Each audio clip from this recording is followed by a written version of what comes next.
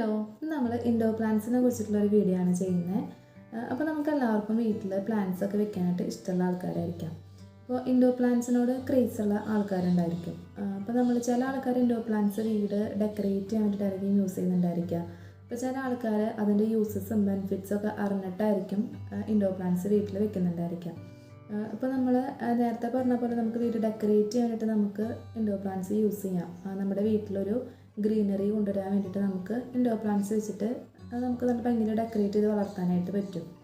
പിന്നെ അതേപോലെ നമ്മളുടെ എയറിനെ പ്യൂരിഫൈ ചെയ്യാനായിട്ടുള്ളൊരു കേപ്പബിലിറ്റി ഇൻഡോർ പ്ലാന്റ്സിനുള്ളത് കൊണ്ട് തന്നെ നമുക്ക് നമ്മുടെ അറ്റ്മോസ്ഫിയറുള്ള പൊല്യൂട്ടഡ് എയറൊക്കെ പ്യൂരിഫൈ ചെയ്യാനായിട്ട് ഇൻഡോർ പ്ലാന്റ്സ് ഹെൽപ്പ് ചെയ്യുന്നുണ്ട്. അപ്പോൾ അത് നമ്മൾ വെക്കുന്നതിലൂടെ നമ്മളുടെ ചുറ്റുപാടുള്ള എയറിനെ പൊല്യൂട്ടഡ് ആയിട്ടുള്ള എയറിനെ റിമൂവ് ചെയ്തിട്ട് ഗുഡ് ഓക്സിജൻ പ്രൊവൈഡ് ചെയ്യാൻ വേണ്ടിയിട്ട് ഇൻഡോർ പ്ലാന്റ്സ് ഹെൽപ്പ് ചെയ്യുന്നുണ്ട്. അപ്പോൾ അതുകൊണ്ട് തന്നെ നമ്മൾ ഇൻഡോർ പ്ലാന്റ്സ് വീട്ടിൽ വളർത്തുന്നത് നമുക്ക് നല്ലതാണ്. അപ്പോൾ അതേപോലെ നമുക്ക് വീട്ടിൽ വളർത്താൻ പറ്റുന്ന കുറച്ച് എളുപ്പമായിട്ട് നമുക്ക് വളർത്താൻ പറ്റുന്ന കുറച്ച് പ്ലാന്റ്സാണ് ഞാൻ നമുക്ക് ഇൻട്രൊഡ്യൂസ് ചെയ്യുന്നത്.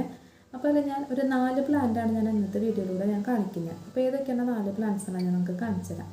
അപ്പോൾ ഞാൻ ഫസ്റ്റ് ഇവിടെ കാണിക്കുന്നത് ഈ ഒരു മണി പ്ലാന്റ് ആണ്, നമ്മുടെ സാധാരണ പോത്തോസ് പ്ലാന്റ്. അപ്പോൾ ഒരുവിധം പെട്ട ആൾക്കാരുടെ ഫസ്റ്റ് ഇൻഡോർ പ്ലാന്റ് ആയിരിക്കും ഈ ഒരു മണി പ്ലാന്റ്. മണി പ്ലാന്റ് നമുക്ക് വളരെ ഈസി ആയിട്ട് വളർത്താൻ പറ്റുന്ന ഒരു പ്ലാന്റാണ്. നമുക്ക് മണ്ണില്ലെങ്കിൽ നമുക്ക് വെള്ളത്തിലും വളർത്താൻ പറ്റുന്നൊരു പ്ലാന്റാണ് ഈ മണി പ്ലാന്റ്.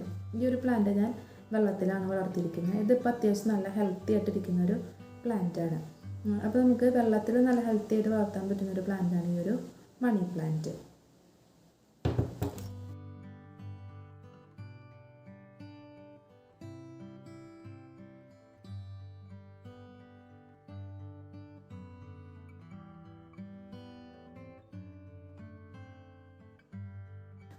ഇനി അടുത്തൊരു പ്ലാന്റാണ് ഈ ഒരു ലക്കി ബാമ്പു. ലക്കി ബാമ്പു നമുക്ക് വെള്ളത്തിൽ വളർത്താൻ പറ്റുന്നൊരു പ്ലാന്റാണ്.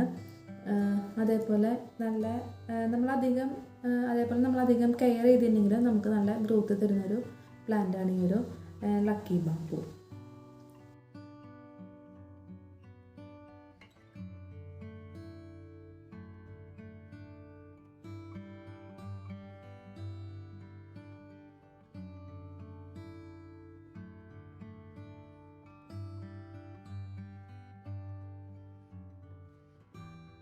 ായിട്ട് കാണിക്കുന്നതാണ് ഈ ഒരു ഫിലോഡെൻഡ്രോൻ്റെ ഈ ഒരു വെറൈറ്റി.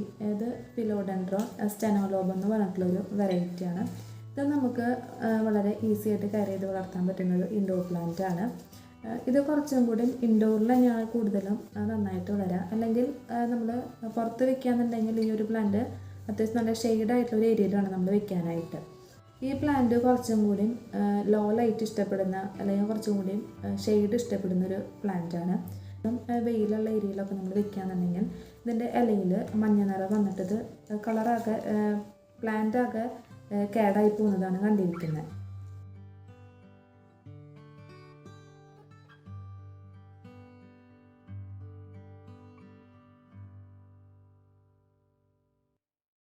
അടുത്ത പ്ലാന്റാണ് ഈ ഒരു CC പ്ലാന്റ്. CC പ്ലാന്റ് നമുക്ക് എല്ലാവർക്കും ഫെമിലിയർ ആയിട്ടൊരു പ്ലാന്റാണ്. അത്യാവശ്യം കോസ്റ്റ്ലി ആയിട്ടുള്ളൊരു പ്ലാന്റാണ്.